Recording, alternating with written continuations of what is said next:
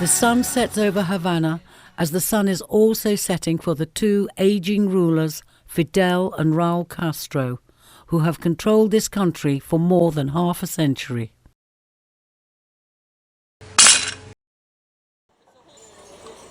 Cuba is changing fast.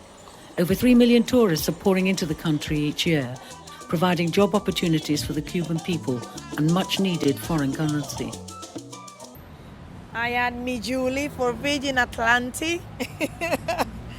I'm working in front of the Hotel Park Central, and I am the most wanted.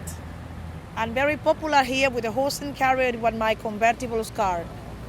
People now, they are started to learn English because English will be the future in this country. Because year by year, they come a lot of English people to Cuba, and most of the English people, they want to be in touch with the local people, and this is a great opportunity to come. Havana, Cuba's capital city, has experienced the most change. The city looked very different in 1959 when the Americans were very much in control and supported a corrupt dictator, Baptista. The economy was mostly controlled by the American mafia. Once in power, Castro and Che Guevara set about creating a new socialist model for the country, although Castro favoured communism. Following the revolution, Castro turned for economic help to the Russians, who heavily subsidized goods exported from Cuba. In return, the Soviets not only provided cheap crude oil and economic help, they built up arms and missile bases, posing a threat to America. This led to the historic Cuba crisis, when Russia and America were on the brink of nuclear war. After the revolution, the state took control of all businesses and private ownership. A new currency was brought in, which rendered the existing monetary system worthless. Under Castro, everyone was made to work to contribute to a new society, and those who did not do their fair share would have nothing to eat. Everyone would get subsidized housing, free education, health care, and food rations. Cuba has suffered under the American embargo, and the number of tourists entering the country has put pressure on the distribution of food. Many people on the lower rungs of society are unable to eat every day. Although they receive basic food rations from the state-owned food stores, it is not enough.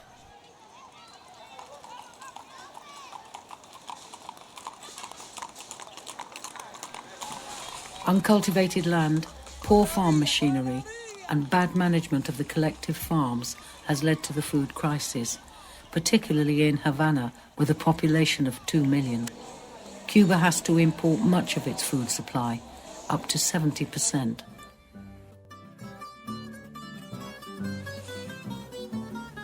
With so many beautiful beaches and a warm climate, Cuba attracts many visitors to its shores. This beach is only 20 minutes from the central square in Havana. The rise in tourism has led to a discrepancy in wages. Those working in the tourist industry earn much more than professionals.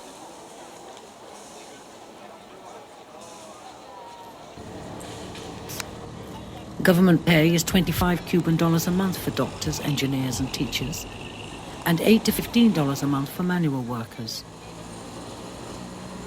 Many will take on 2 jobs to make ends meet, as tips alone from tourists are more than the government wage. A taxi fare to the airport from the center of Havana is equal to more than a month's salary for a doctor. It is not surprising that everyone wants to be a taxi driver. You like a ride? My carries?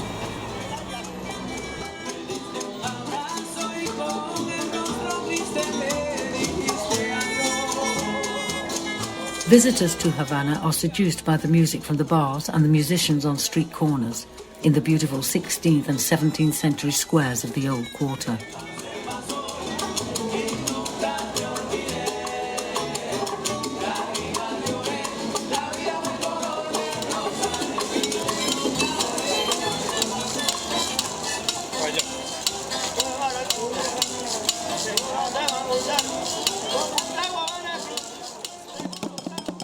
Even small children make up their own music on improvised instruments. The Cubans can be inventive as they tout for tourist money.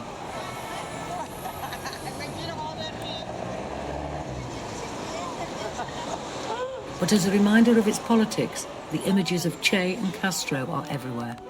As one Cuban said, "We had the best revolution."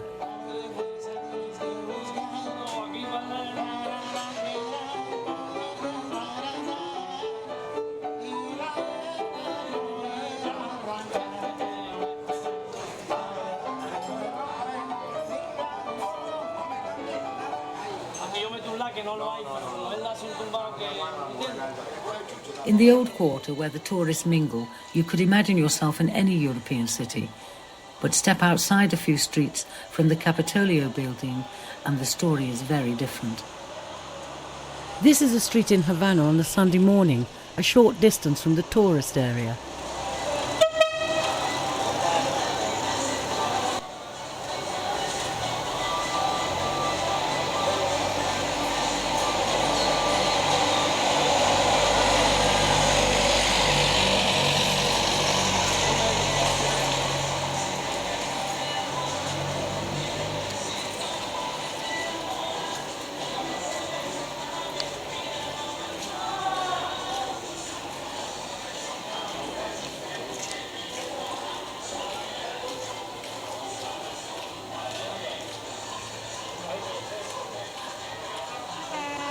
Many of the small streets and alleyways are characterized by decaying stairwells and decrepit buildings that resemble the slums of Paris rather than a vibrant city in the 21st century. Some buildings have wooden supports to stop them falling down. Often this is not enough and eventually they collapse into a pile of rubble onto the street. The majority of the owners of these faded mansions have left the country or have no money for essential repairs. What a contrast to the city seen here in the 1930s heyday, when it was laid out with beautiful boulevards and buildings and could equal even the most elegant of European capitals.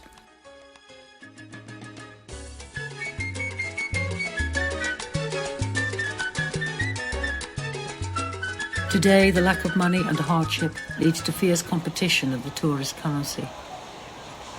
Here, an argument has flared up between two taxi drivers over a cab fare.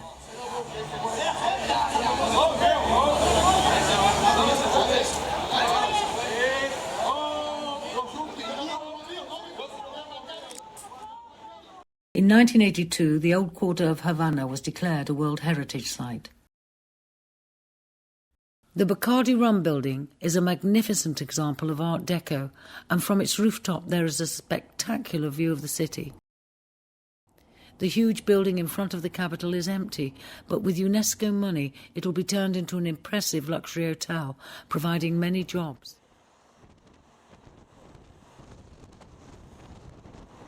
With as many as 3,000 dilapidated buildings in the old quarter, the government faces a difficult task.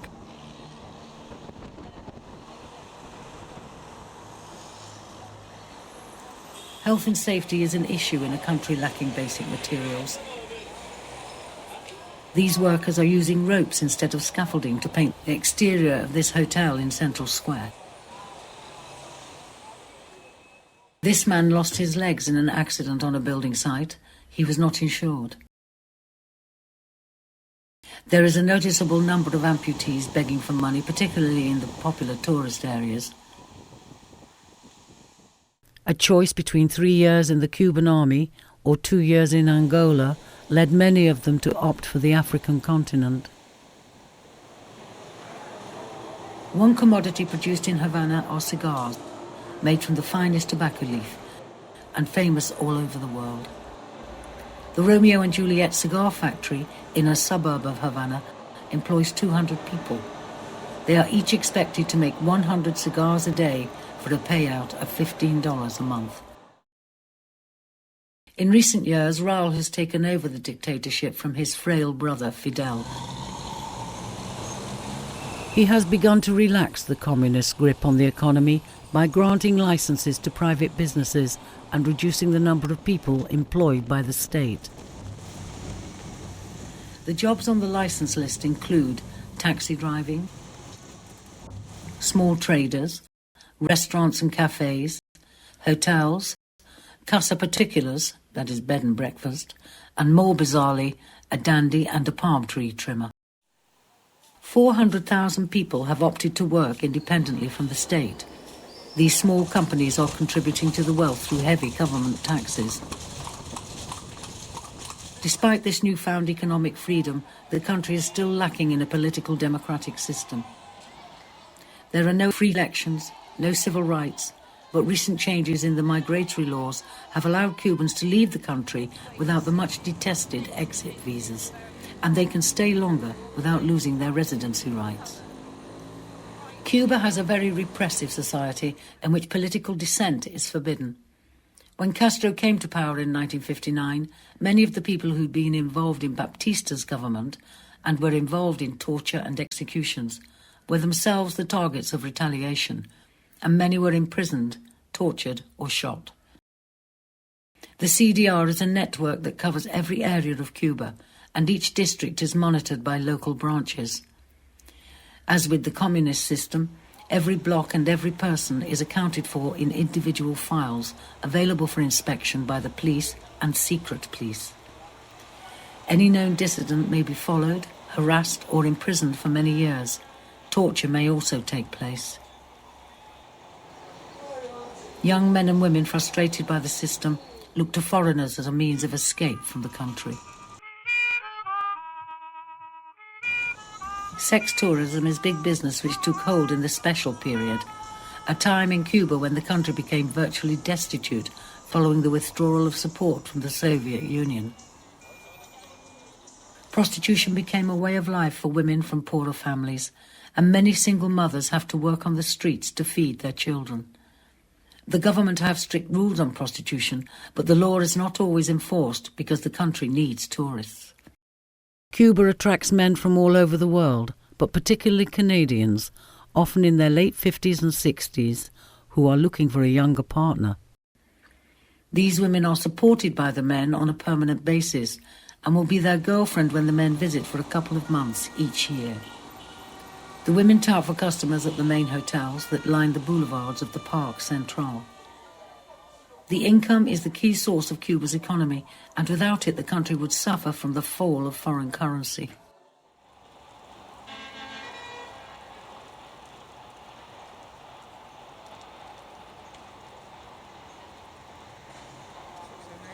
The government's tight grip on its citizens means that Cuba is a safe place to visit and accounts for its popularity with foreign tourists. There are no drugs, no guns, and little or no street crime. It is relatively safe to walk anywhere at night. Here the street lamps give pools of light, adding an air of mystery as people pass in the surrounding darkness.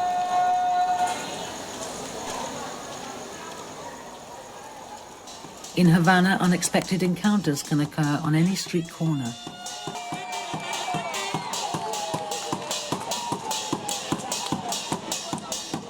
That's what makes Havana so special. It's a city full of surprises.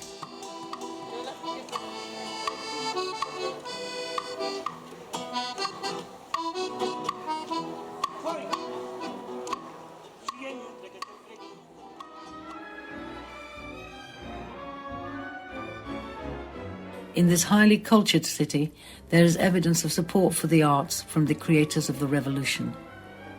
In central Havana, the grandiose opera house is under renovation, and the classical ballet is of a high standard. Classical music concerts, art galleries, artist studios, and local musicians all contribute to an exotic European flavour of a capital emerging phoenix-like from the ashes.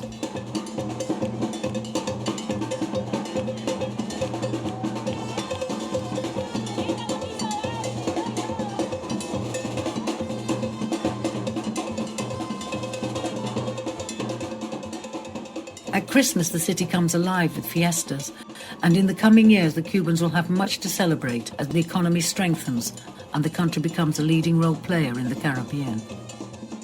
Work has begun on the construction of a deep-water container port at Mariel, 30 miles from Havana, which could transform the country overnight.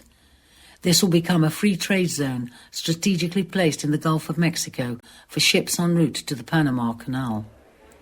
The port will be built with foreign investment, and US support and negotiations to end the US embargo against Cuba have already begun. Cuba has much to look forward to in the 21st century. The lifting of the embargo, coupled with foreign imports, will have a dramatic impact on the faded glories of old Havana City of shadowy streets and 50s Cadillacs that the tourists love so much. The danger is that the romance of Havana, this unique capital of Cuba, may become like any other spruced-up capital in the Western world, chic, expensive, and lacking the joie de vivre that exists now.